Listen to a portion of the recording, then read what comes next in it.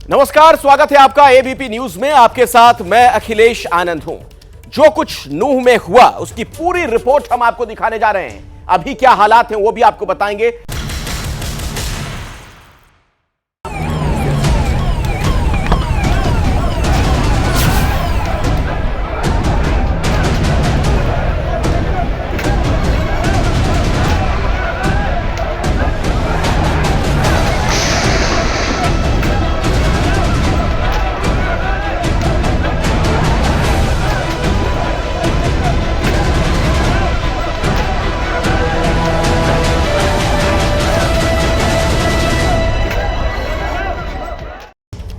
जो तस्वीरें आपने देखी आज कार्यक्रम के शुरुआत में, ये तस्वीरें बहुत कुछ कहती हैं, कई सवाल पूछती हैं। एक वीडियो आता है, हरियाणा जलने लगा। क्या सरकार, प्रशासन, पुलिस सब कान में तेल डालकर सो रहे थे? उन्हें यह वीडियो नहीं दिखा क्या? हरियाणा में बीजेपी और जेजेपी गठबंधन की सरकार है। मुख्यमंत्री मनोहर लाल खट्टर हैं, कह रहे हैं साजिश के तहत हिंसा हुई। तो अब सवाल सीधे आपसे है कि आप क्या कर रहे थे? सबसे पहले सरकार को सुनिए, वो क्या कह रहे हैं। बहुत से स्थानों पर आगजनी की घटनाएं हुई, गाड़ियां जला दी गई। निश्चित रूप से एक बड़े षड्यंत्र का कहीं ना कहीं हिस्सा लगता है। ये अचानक भड़की हुई हिंसा तो नहीं है, ये तो किसी ने जहर बोला है, किसी ने इंजीनियरिंग की है, किसी ने मास्टरमाइंड किया है। हमने भीड़ एस्टिमेशन का प्रॉपर ब्यौरा डिस्ट्रिक्ट प्रशासन को नहीं दिया, कहीं ना कहीं उसकी कमी के कारण ये दुर्घटना कल हुई। अगर असले आए हैं, दोनों समुदाय के पास असले अगर थे, जिस तरह से हम वीडियो के ऊपर देख रहे हैं, तो ये इंक्वायरी की बात है कि इनके पास असले क्यों आए, क्यों इन्होंने इस तरह का वातावरण पैदा किया। इसमें कहीं कोई दो राय नहीं कि जो घटनाक्रम जो हुआ है उसके अंदर लॉ एंड ऑर्डर जो है उसको और अगर तरीके से दुरुस्त किया जाता तो मुझे लगता है कि इसको कहीं ना कहीं से जो है इसके ऊपर कंट्रोल किया जा सकता था। अब देखिए, सरकार में ऐसा लगता है कि खुद ही तालमेल नहीं, सियासत होना लाजमी है। मणिपुर पहले ही जल रहा था, हरियाणा सुलगा तो पूरा विपक्ष एक सुर में कहने लगा कि बीजेपी देश को जानबूझकर आग में झोंक रही है। तो हरियाणा की हिंसा पर सियासत की तस्वीर भी आपको दिखाएंगे और कुछ बयान भी सुन लीजिए। अब तक वहां नहीं गए, उसके बारे में बोले नहीं, लास्ट में एक भाषण देंगे, चले जाएंगे। देश के अजीबोगरीब हालात हैं, जहां हिंसा शुरू होती है वहां पे रुकती नहीं है। ये डबल इंजन की सरकारें कर क्या रही हैं? धर्मों की लड़ाई करना भारत के लिए ठीक नहीं है। कि मणिपुर की तरह ही हरियाणा राज्य में भी कानून व्यवस्था काफ़ी बुरी तरह से ध्वस्त है। जैसे चुनावी माहौल होगा, जो लोग राजनीतिक फायदा लेते हैं ऐसा माहौल बनाकर, वो लोग को पूरी कोशिश करेंगे कि देश को आग में डाल दिया जाए। ये जो जहर फिजा में बो रहे हो ना वातावरण में, कुछ नहीं बचेगा। ये सरकार की साजिश का हिस्सा है, भाजपा और जजप्पा की। कोई कह रहा है कि इन सब के पीछे कोई डिजाइन है, कोई इंजीनियरिंग है, कोई कह रहा है कि मास्टरमाइंड है। सरकार खुद कह रही है कि साजिश है। विपक्ष ये कह रहा है कि जानबूझकर बीजेपी ने आग में झोंका। लेकिन इससे हुआ क्या? 6 लोगों की मौत हो गई, सैकड़ों घायल हो गए और दिल्ली से 100 किलोमीटर दूर लगी आग फैलते फैलते दिल्ली के बॉर्डर तक पहुंच गई। देखिए, तस्वीरें आपके सामने हैं। गुरुग्राम हो, फरीदाबाद, दिल्ली, सब जगह अलर्ट जारी, क्योंकि कहीं आगजनी हो रही थी, कहीं तोड़फोड़ और कहीं हंगामा, कहीं प्रदर्शन। और नतीजा क्या हुआ? सड़कों पर सन्नाटा पसर गया, पुलिस का पहरा बढ़ गया।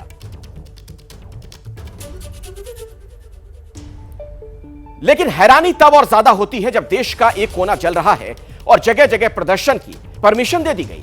विश्व हिंदू परिषद ने गुरुग्राम, गाजियाबाद, नोएडा, दिल्ली, भोपाल में प्रदर्शन किया। यह विरोध प्रदर्शन सिर्फ नूह के नाम पर हुआ, लेकिन सवाल है कि कैसे जब एक राज्य चल रहा है तो सड़क पर बजरंग दल के लोग प्रदर्शन करने निकल गए। क्या वीएचपी को प्रोटेस्ट की इजाजत दे दी गई? ये देखिए आपके सामने, ये तमाम शहरों से जो तस्वीरें सामने आई हैं। सवाल यह है कि अगर यही हुआ तो क्या यह हिंसा की जो आग है वो थमेगी या और बढ़ेगी? गुरुग्राम से लेकर गाजियाबाद, नोएडा, दिल्ली, भोपाल की तस्वीर आपके सामने है।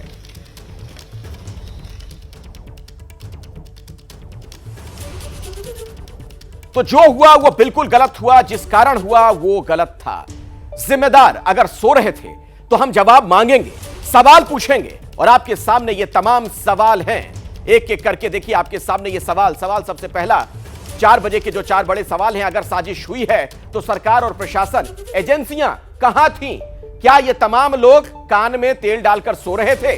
नूह में अचानक से भीड़ कैसे इकट्ठा हो जाती है? क्योंकि स्वतः स्फूर्त तो ये हो नहीं सकता। जिस तरीके की घटना है, सब कुछ सोची समझी सुनियोजित तरीके से घटना को अंजाम दिया गया ऐसा लगता है। क्या पुलिस के पास टकराव का इनपुट पहले से नहीं था? क्या कोई इंटेलिजेंस इनपुट नहीं था? पहले से किसी तरह की कोई जानकारी प्रशासन के पास नहीं थी? और मोनू मानेसर के वीडियो पर हरियाणा पुलिस ने क्या किया, जो वीडियो एक बड़ी वजह के तौर पर बताया जाता है कि हिंसा फैली, उस पर आखिर क्या किया गया? यह भी बड़ा सवाल है। इन तमाम सवालों पर हम आज चर्चा भी करने वाले हैं। हरियाणा का जो पूरा सच है वो आपके सामने लाएंगे। किसकी साजिश थी, कौन मास्टरमाइंड था, किसकी चूक थी, कौन सोता रहा, कौन हथियार, पत्थर, गोली, बंदूक के साथ था। लिहाजा चप्पे चप्पे पर हमारे संवाददाता मौजूद हैं। मनोज वर्मा उस जगह पर हैं जहां पर सबसे ज्यादा चिंगारी दिखी। नूह की पूरी रिपोर्ट के साथ मनोज हमारे साथ जुड़ गए हैं। जो आग नूह में लगी वो मानेसर तक फैल चुकी है। माफ कीजिएगा, मनोज की जगह हमारे साथ वरुण जैन हमारे सहयोगी जुड़ गए, उनके पास मैं आपको लिए चलूंगा। लेकिन जो आग नूह में लगी है वो मानेसर तक फैल चुकी है। निधि श्री आपको ग्राउंड रिपोर्ट मानेसर की देंगी। विवेक श्रीवास्तव के पास भी हम आपको लिए चलेंगे कि कैसे दिल्ली के बॉर्डर तक सुलग गए। गुरुग्राम से पूरी खबर अब तक विवेक पहुंचाएंगे। और अहमद बिलाल भी हमारे साथ जुड़ चुके हैं। फरीदाबाद में धारा 144 के बाद क्या माहौल है वहां से आपको बताने वाले हैं। और हमारे साथ देश के मशहूर पत्रकार भी जुड़ रहे हैं। प्रदीप सौरभ जी हरियाणा की पॉलिटिक्स को बखूबी जानते हैं। राखी बख्शी से जानेंगे कि आखिर पुलिस से चूक कहां हुई या नहीं हुई।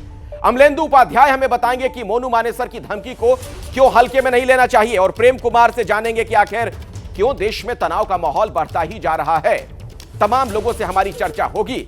लेकिन सबसे पहले अभी की बड़ी खबर भी मैं आपको बताना चाहूंगा।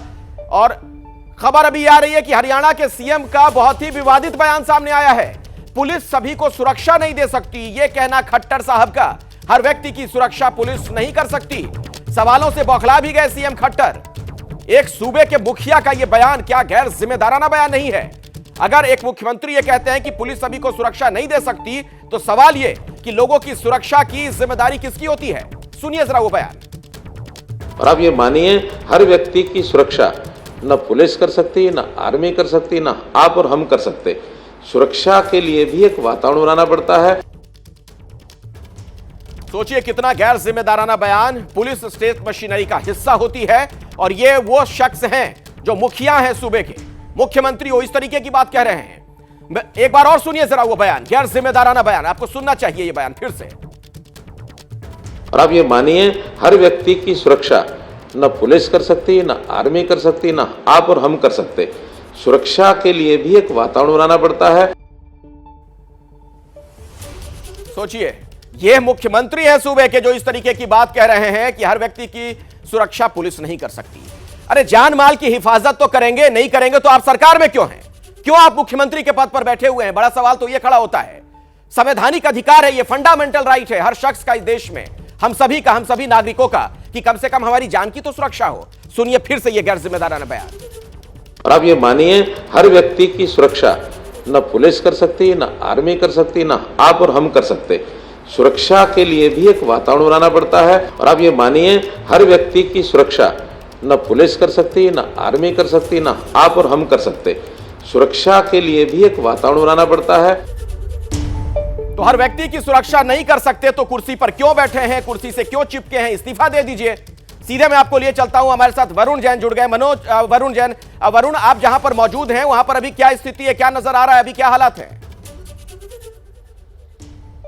देखिए, बिल्कुल नूह पर ही मौजूद हूं जहां पर जो हालात बेहद बिगड़ गए थे, दंगे हुए थे। फिलहाल अगर आप देखेंगे तो यहां पर आपको कुछ इसी तरीके से कई कंपनी पुलिस फोर्स हर जगह नजर आ जाएगी। आरएएफ की डिप्लॉयमेंट की गई है। सड़कें कुछ इसी तरीके से सुनसान है क्योंकि कर्फ्यू अभी भी लगा हुआ है और इंटरनेट जो है वो सरकार की तरफ से फिलहाल बंद कर दिया गया है। आज कर्फ्यू में कुछ जरूर अखिलेश 2 घंटे की ढील दी गई है जिससे कि जो लोग हैं जरूरी सामान है, चाहे अपना दूध और किसी दूसरे तरह की जो जरूरत की चीजें हैं उसको खरीद सके। लेकिन हालात अभी भी नियंत्रण में नहीं है। क्योंकि अगर आप देखें कि अभी फिलहाल कर्फ्यू है और इस तरीके की डिप्लॉयमेंट के चलते ही जो स्थिति है वो कंट्रोल में नजर आ रही है। तो आने वाले समय में देखना होगा जब अब धीरे धीरे इस कर्फ्यू को हटाया जाता है किस तरीके का लोगों का रिएक्शन होगा। क्योंकि जो कुछ मेवात में हुआ उसका अब हम देख रहे हैं कि गुड़गांव में किस तरीके से हिंसा नजर आ रही है। है, कभी मानेसर के अंदर की महापंचायत हो रही है। तो फिलहाल के लिए अगर आप बात करें तो स्थिति जरूर नियंत्रण में है, डिप्लॉयमेंट जरूर नजर आ रही है यहाँ पर पुलिस कर्मियों की, लेकिन ये आने वाला वक्त बताएगा कि जैसे जैसे अब ये कर्फ्यू हटेगा, डिप्लॉयमेंट हटेगी, तब यहाँ पर लोगों का जो रवैया है वो किस तरीके का होगा। जी हटूंगा, हमारे साथ अलग अलग जगहों से हमारे कई और संवाददाता जुड़े हैं, उनके पास भी चलूंगा, लेकिन पहले स्टूडियो में जो हमारे साथ तमाम मेहमान हैं उनसे भी बातचीत कर लें। और प्रदीप जी, सवाल तो मेरा यह है, एक मुख्यमंत्री का बयान आपने सुना, क्या किसकी जिम्मेदारी होती है फिर सुरक्षा देने की? देखिए अखिलेश, मुख्यमंत्री का बयान निश्चित तौर पर क्या कहते हैं निराशाजनक है। और अगर स्टेट का जो मुखिया है उसकी प्रमुख ड्यूटी होती है लॉ एंड ऑर्डर को मेंटेन करना, और लॉ एंड ऑर्डर के अंदर हर व्यक्ति आ जाता है, वो हरियाणा का हर नागरिक आता है, उसकी सुरक्षा को सुनिश्चित करना किसी भी सरकार का काम है। और उस सरकार के मुखिया मनोहर लाल खट्टर है। तो मनोहर लाल खट्टर ने जिस तरह का बयान दिया, या तो बहुत हताशा में बयान दिया, या इस बात के लिए कि वो एक्सपोज हो गया है पूरा मामला कि आखिर इस जब जुलूस ये निकला और इस तरह का जब वायलेंस हुआ तो जिसकी पूर्व सूचना थी सीआईडी और तमाम पुलिस वालों को, मोनी मानेसर का बयान वायरल हो रहा था और उसको क्या कहते हैं कि वहाँ पर सुरक्षा बढ़ाई जा सकती थी, लेकिन वहाँ सुरक्षा नहीं बढ़ाई गई और ना ही केंद्र से मदद लेके वहाँ पर कोई एक्स्ट्रा सिक्योरिटी फोर्सेस को लगाया। मेरा तो एक बड़ा बुनियादी सा सवाल है प्रदीप जी, राखी जी आपसे समझना चाहूंगा, अगर मुख्यमंत्री साहब को यह लग रहा है कि वो सुरक्षा नहीं दे सकते हर नागरिक को, तो इस्तीफा दे देना, कुर्सी से क्यों चिपके हुए हैं? देखिए, कुलदीप जी ने कहा ही कि ये जो बयान आया है और जिसको सभी वहाँ के जो खासकर अधिकारी हैं या मुख्यमंत्री हैं वो इसको अप्रत्याशित अचानक आया हो बता रहे हैं कि सडन हो गया है। लेकिन हमें ये देखना होगा कि चाहे कुछ और भी घटनाएं हुई कई और जगहों पर या यहाँ हुई हैं, तो इंटेलिजेंस का जो रोल है, सीआईडी की बात इन्होंने भी की, उसकी भूमिका हमें देखनी होगी। आप ये एक यात्रा निकल रही थी, उससे पहले मोनू मानेसर की बात थी, तो क्यों उन सारे चेन को मेंटेन करके उन गतिविधियों पर ध्यान रखा नहीं गया? ये बहुत आश्चर्यजनक है। ये कहना कि पुलिस और आर्मी नहीं सुरक्षा दे सकती है, ये बिल्कुल इससे इत्तेफाक हम नहीं रख सकते, क्योंकि ये बिल्कुल लॉ एंड ऑर्डर की बात है कि सुरक्षा का माहौल बनाने की जो बात कर रहे हैं वो बनाना ही चाहिए। बहुत ही दुखद है मैं कहूँगी, लेकिन इस समय मैं ये भी कहूँगी एक पत्रकार के तौर पर मुझे ये बात समझ में नहीं आ रही अमलेंदु जी। सवाल तो ये खड़ा होता है कि एक तो आप पहले इस तरह से दंगे फसाद जो हो गए, तो ये किसकी जिम्मेदारी है? क्या प्रशासन की जिम्मेदारी नहीं है? क्या सरकार की नहीं है? वो जिम्मेदारी लेने को तो सरकार में बैठे लोग तैयार नहीं है, उल्टे ये कह दिया जा रहा है कि हर व्यक्ति को सुरक्षा नहीं दे सकती है पुलिस। देखिए, ट्रिपल इंजन की सरकार के मुखिया हरियाणा में खट्टर साहब, उन्होंने बता दिया है कि देश बहुत असुरक्षित हाथों में है। उनका बयान साफ साफ ये बताता है कि ना देश की चिंता है भारतीय जनता पार्टी की हरियाणा सरकार को, ना किसी और की चिंता है। जब वो साफ कह रहे हैं कि नहीं दे सकते, जबकि वहाँ की जो एडीजी लॉ एंड ऑर्डर हैं उनका बयान मैं किसी उस पर पढ़ रहा था पोर्टल पे, वो कह रही हैं कि उनको जो जानकारी थी वहाँ की मोनू मानेसर का वीडियो वायरल हो रहा है इस तरीके से। इसका मतलब कहीं ना कहीं कोई दबाव था, जैसा कि अनिल विज साहब का बयान था कि साहब इसके पीछे कोई इंजीनियरिंग है, तो निश्चित तौर पर इंजीनियरिंग है भी सरकार को बताना है कि वो इंजीनियरिंग है किसकी, आखिर क्या कारण है कि जहाँ जहाँ डबल इंजन ट्रिपल इंजन की सरकारें वहाँ अब ये वारदातें बढ़ती जा रही हैं। विपक्ष अगर आरोप लगा रहा है तो मुझे लगता है विपक्ष आरोप लगाएगा ही अगर सरकारें इसको रोकने में विफल रहेंगी। मुझे लगता है कि इस पर कायदे से ध्यान देने की आवश्यकता है, और जो भी इसके पीछे इंजीनियरिंग है वो चाहे किसी की तरफ से भी नहीं, मुझे तो लगता है प्रेम कुमार जी, प्रशासन में बैठे लोगों के खिलाफ सख्त कार्रवाई होनी चाहिए, कुछ तो इनपुट भी मिलना चाहिए। पूरा इंटेलिजेंस फेल्योर है, आप सुरक्षा नहीं कर पाते हैं, इतने लोग अचानक से जमा हो जाते हैं, गोली चलाने लगते हैं। ये कोई आइलैंड तो है नहीं, नू कोई द्वीप तो है नहीं, भारत का हिस्सा है ना। सिर्फ पाकिस्तान, मिनी पाकिस्तान कह देने से बात हो जाएगी क्या? देखिए अखिलेश जी, यही तो समझने की बात है कि ये पूरा इंटेलिजेंस हमारा फेल्योर है कि सब कुछ जानते हुए भी चीज़ों को होने दिया जा रहा है। भाई साजिश कहाँ है? साजिश घटना में है या घटना के बाद की जो प्रतिक्रियाएं हैं उसकी साजिश हो रही है? अब बताइए, सांप्रदायिक दंगे में देश भर में कहीं विरोध प्रदर्शन की इजाज़त दी जा सकती है क्या? ये कौन सी बात है? क्या पूरे देश को नूह बनाना चाहते हैं क्या? पूरे देश को नूह बनाने की साजिश हो रही है और इसके पॉलिटिकल मतलब हैं। ये दो समूह, मुसलमान समुदाय का और हिंदू समुदाय का, फेसबुक पर खुलेआम दो युवकों का समूह है और वो जो मन में चाहे वो करके चला जाता है। और उन दो समूहों को पूरे देश के हिंदुओं से, पूरे देश के मुसलमानों से जोड़ करके हम हिंदू और मुसलमान करने लग जाते हैं। ये बहुत बड़ी चिंता का सबब है। एक सरकार अगर सुरक्षा नहीं दे सकती तो उसको रहने का कोई अधिकार नहीं है। एक एसएचओ भी अपने इलाके में अगर खड़ा हो जाता है तो उसका रसूख कितना होता है कि किसी की हिम्मत नहीं पड़ती कि गली में घूम सके। ये पुलिस का रसूख होता है, पुलिस सुरक्षा नहीं दे सकती। सरकार का इकबाल कहां है? सवाल तो यह खड़ा होगा अगर मुख्यमंत्री साहब कह देंगे प्रेस कॉन्फ्रेंस में सबके सामने कि पुलिस हर किसी को सुरक्षा दे नहीं सकती। हिंदू सेना की हरियाणा के सीएम से अपील। आपको बता दें, एक बड़ी खबर यह आ रही है कि नूंह के एसपी और डीएम को तत्काल हटाने की मांग की गई है। हिंदू सेना ने खट्टर को खत लिखकर अपील की है, एसपी डीएम को तत्काल बर्खास्त करें, यह हिंदू सेना की तरफ से कहा गया है। यानी जो वहां का प्रशासन है उसकी जिम्मेदारी, जवाबदेही तय होनी चाहिए। हिंदू सेना का कहना है कि वहां के एसपी और डीएम को तत्काल बर्खास्त किया जाए। लेकिन अगर मुख्यमंत्री यह बयान देंगे कि पुलिस हर किसी की सुरक्षा नहीं कर सकती है तो इनके खिलाफ कार्रवाई कौन करेगा?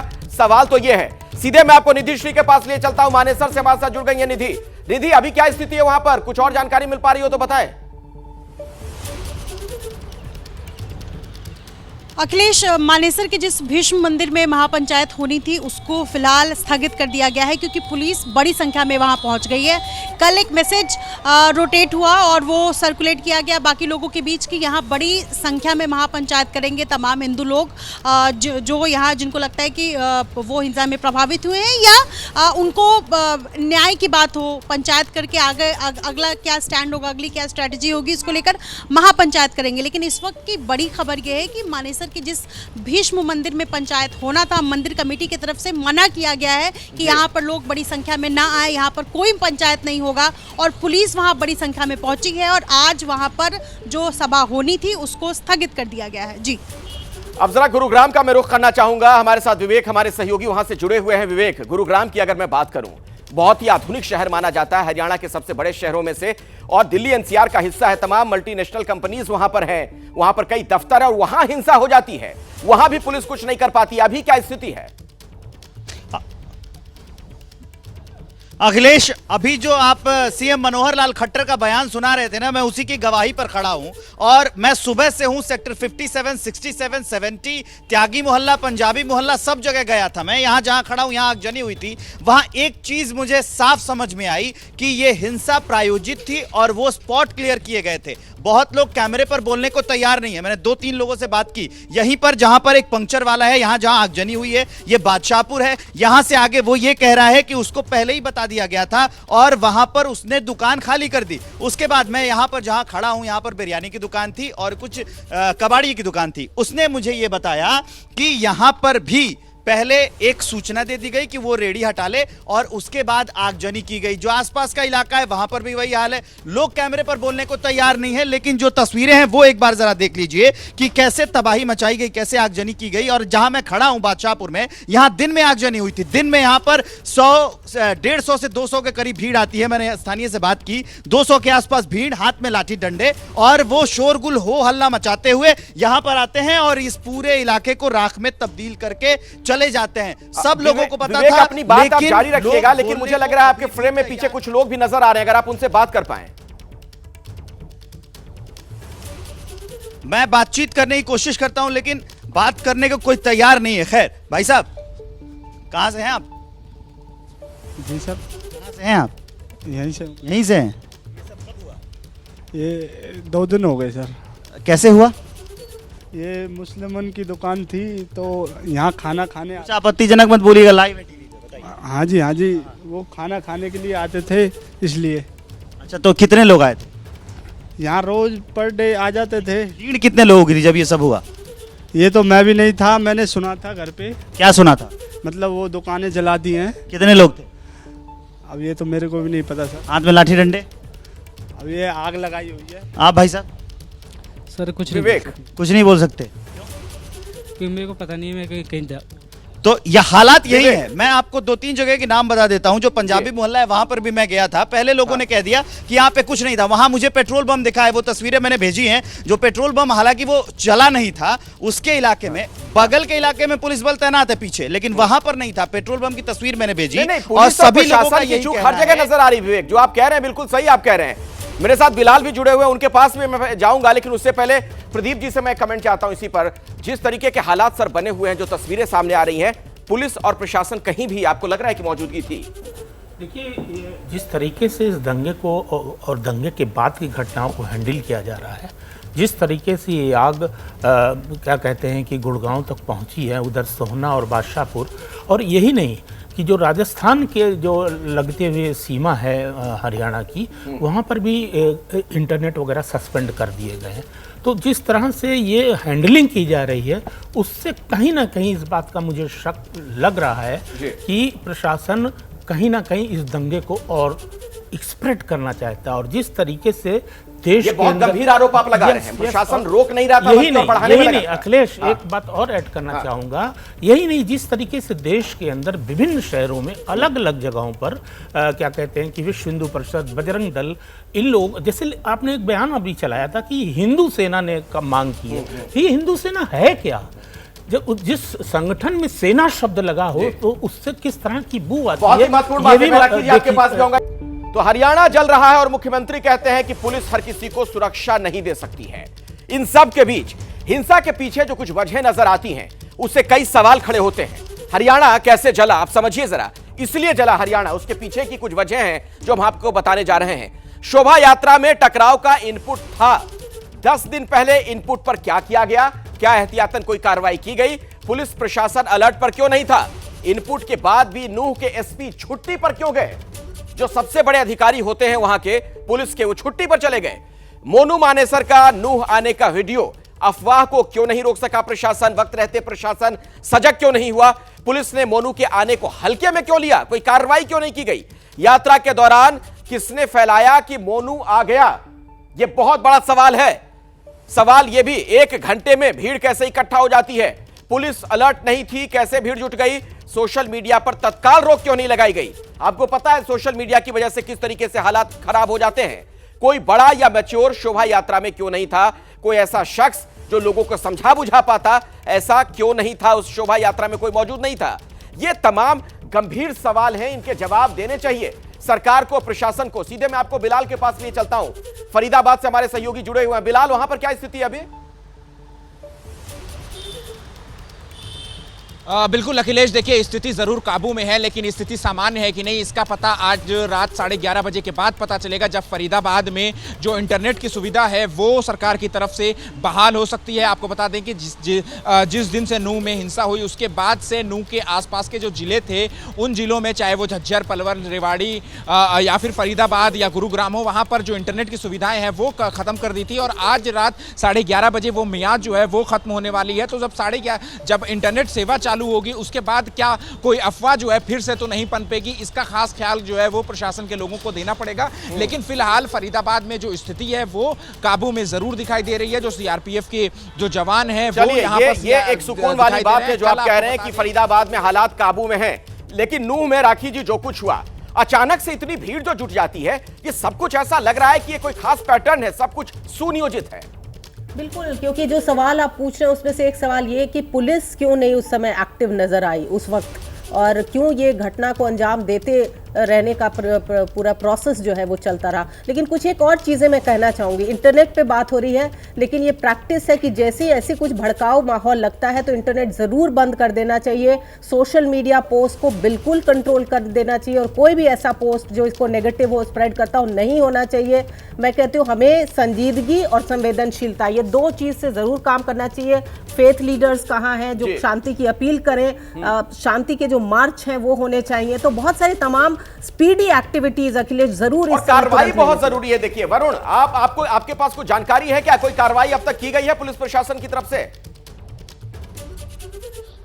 देखिए कार्रवाई जरूर की गई है। 41 एफआईआर नूह की पुलिस ने दर्ज की है, 4 अलग अलग थानों में दर्ज करके 116 लोगों की गिरफ्तारी की है।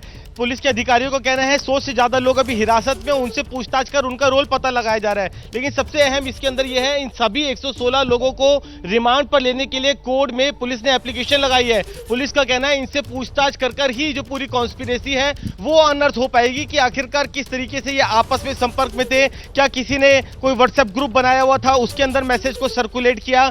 हथियार कहां से आए, इतने हथियार पहले से ही कहां से आ गए। पुलिस का अधिकारियों का यह कहना है कि चाहे इनके पास वैध हथियार हो तो लाइसेंस रद्द होंगे, अवैध हो तो उनको भी रिकवर करना है। एसपी ने ये बात भी मानी है कि कहीं ना कहीं इसके पीछे कॉन्स्पिरेसी लगती है। क्यों? क्योंकि जैसे ही शोभा यात्रा शुरू हुई, एक दूसरे समुदाय के अचानक से करीब 500 से 600 लोग आ गए और पथराव करने लगे। तो एकदम से इतनी बड़ी संख्या में जो लोग इकट्ठा कैसे हो गए? क्योंकि अगर तनाव होता, कुछ नाराजगी होती तो आसपास के लोग बाहर निकलते। यही तो सवाल है ना वरुण, यही तो सवाल है कि अचानक से अगर सैकड़ों लोग जमा हो जाते हैं, इसका मतलब है सब कुछ तय था।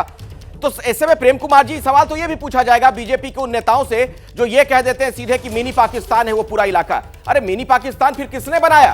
पुलिस प्रशासन क्या कर रही है वहां पर? देखिए अखिलेश जी, एक तो ये बात बोलना कि अपने देश में पाकिस्तान है, इस तरह की प्रवृत्ति ही खराब है।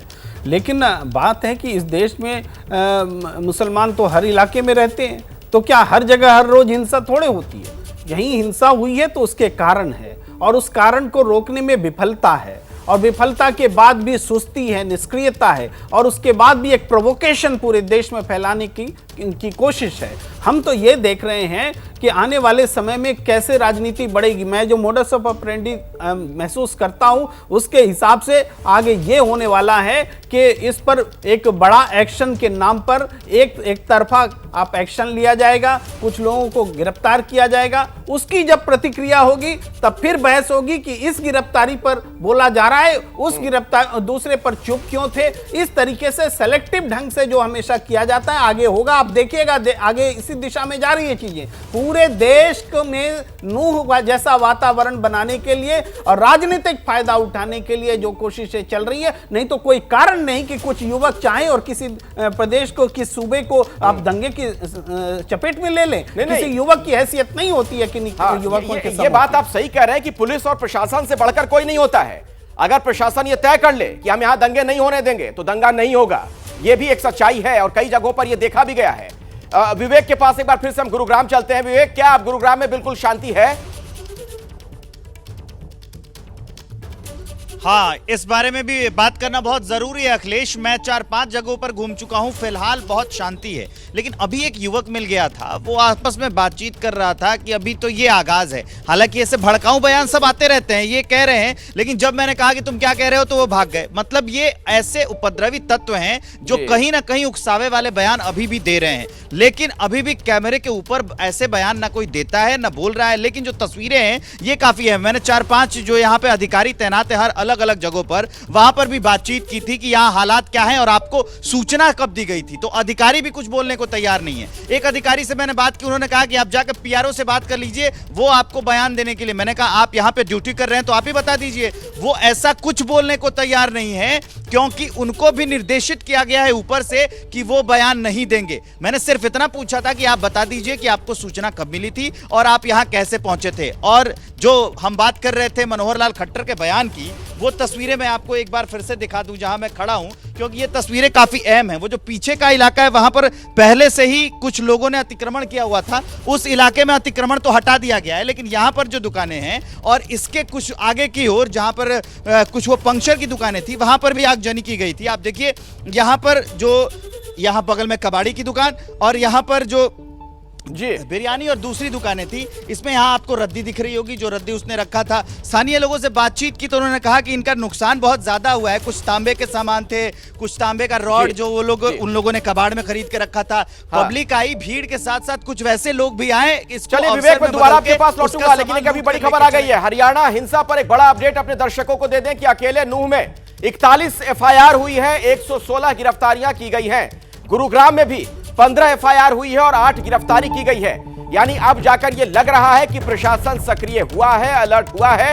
हरियाणा हिंसा पर यह एक बड़ा अपडेट हम आपको बता दें कि नूह में 41 एफआईआर दर्ज की गई हैं, 116 गिरफ्तारियां भी की गई हैं और गुरुग्राम से भी सूचना मिल रही है कि यहां भी कार्रवाई की गई है, 8 लोगों को पकड़ा गया है। अमलेंदु जी, वक्त रहते अगर प्रशासन सजग हो जाता तो क्या आज ये हालात होते?